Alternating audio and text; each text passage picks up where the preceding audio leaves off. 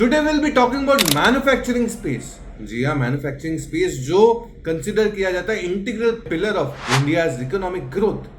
India का जो economy की अगर बात करूं तो पहले इंडिया जब बात करता है तो कंजम्पशन ही कंसिडर किया जाता है कि भारत एक कंजम्पशन बेस्ड इकोनॉमी है, जबकि मैन्युफैक्चरिंग सेक्टर ग्रो हो रहा है 9.9% से FY24 में। मैन्युफैक्चरिंग का अगर ग्लोबल शेयर देखूं तो ओवरऑल जीडीपी का देखूं तो जीडीपी पे जो शेयर देखूं 15% के मुकाबले 21% जाने की उम्मीद है 2031 तक। सेक्टर रीच कर सकता है 1.2 ट्रिलियन बाय 2021। जी हाँ, एफडीआई 70% से बढ़ा हुआ है मैन्युफैक्चरिंग में, $165 billion compare to $97 billion.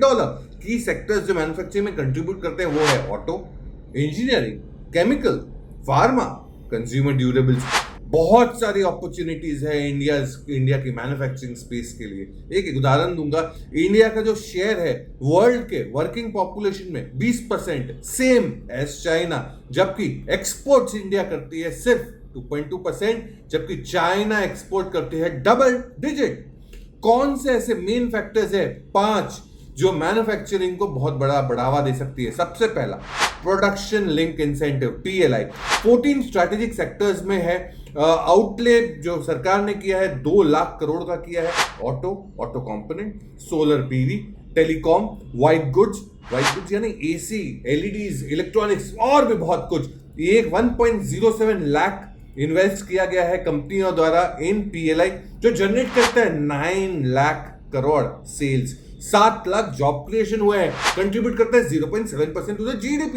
This scheme helps to build great robust supply chain. 70% increase देखा गया है FDI in manufacturing due to production link incentive. Second, make in India exports जो सर्ज होंगे टू $440 बिलियन हुए हैं FY24 में, versus जो Covid के टाइम में थे $330 बिलियन FY19 में।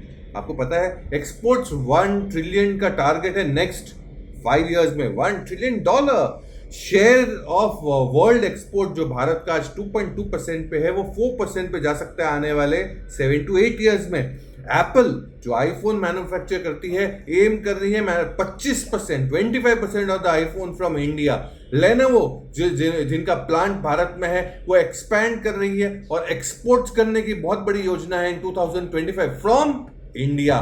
Third is China plus one strategy.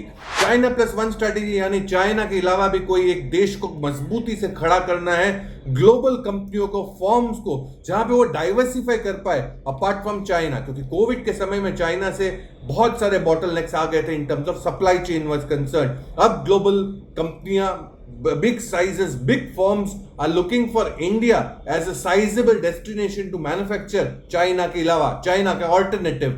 40% export हो सकते हैं, 40% जो प्रोडक्ट एक्सपोर्ट होते हैं इंडिया से वो ओवरलैप करते हैं चाइना से, जो ह्यूज अपॉर्चुनिटी लाती है इंडिया के लिए। इंडिया का कॉम्पिटिटिव कॉर्पोरेट टैक्स स्ट्रक्चर जो 25% के करीब आ गया है, काफी कॉम्पिटिटिव है compare to the Asian countries. Labour की बात करें, जब हम मैन्युफैक्चरिंग की बात करते हैं तो लेबर की जरूर बात करनी है। लेबर का कॉस्ट भी काफी अवेलेबल है और लो कॉस्ट है, $130 पर मंथ है, जबकि वियतनाम का $190 पर मंथ है, थाईलैंड का $220 पर मंथ है। तो India is quite competitive in terms of cost of labour and availability of labour. Fourth is promotion of electronic manufacturing and exports, defense exports। अगर मैं बात करूं इलेक्ट्रॉनिक मैन्युफैक्चरिंग जो reach हो सकता है $250 बिलियन पे आने वाले 5 सालों में, ग्रो हो सकता है 30% CAGR से आने वाले 5 सालों में। एक्सपोर्ट्स 23% से ग्रो हो रहे हैं FY24 by $29.5 billion. Defence exports record high पे पहुंचे हैं $15.3 बिलियन। क्या आपको पता है कि डिफेंस के जो एक्सपोर्ट हुए हैं कुल मिला के लास्ट ईयर 21,000 करोड़ के हुए हैं, जो कुछ सालों पहले हार्डली 200-500 करोड़ हुआ करते थे। अब इंडिया बहुत बड़े छलांग मारने की योजना में 50,000 करोड़ के एक्सपोर्ट्स हो सकते हैं FY29 में।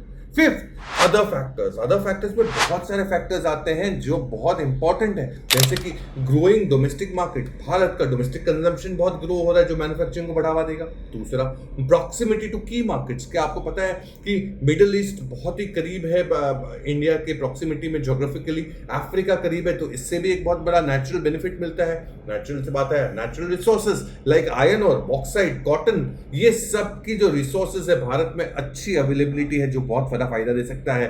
Free trade agreement, Bharat UAE के साथ, साउथ कोरिया के साथ, जापान के साथ और भी बहुत सारे देशों के साथ फ्री ट्रेड अग्रीमेंट करने की योजना है, जिसके कारण बहुत बड़ा फायदा मिल सकता है भारत के मैन्युफैक्चरिंग को, जो हमें लगता है कि बहुत बड़ा बूस्ट कर सकता है इंडिया की जीडीपी को, जो आज कंट्रीब्यूट मैन्युफैक्चरिंग करता है 15% पे, जो सरकार चाहती है 21% पे ले जाने को। तो ये मैन्युफैक्चरिंग स्पेस भारत को बहुत बड़े प्लेटफॉर्म पे लाके खड़ा कर सकता है, लाइक चाइना।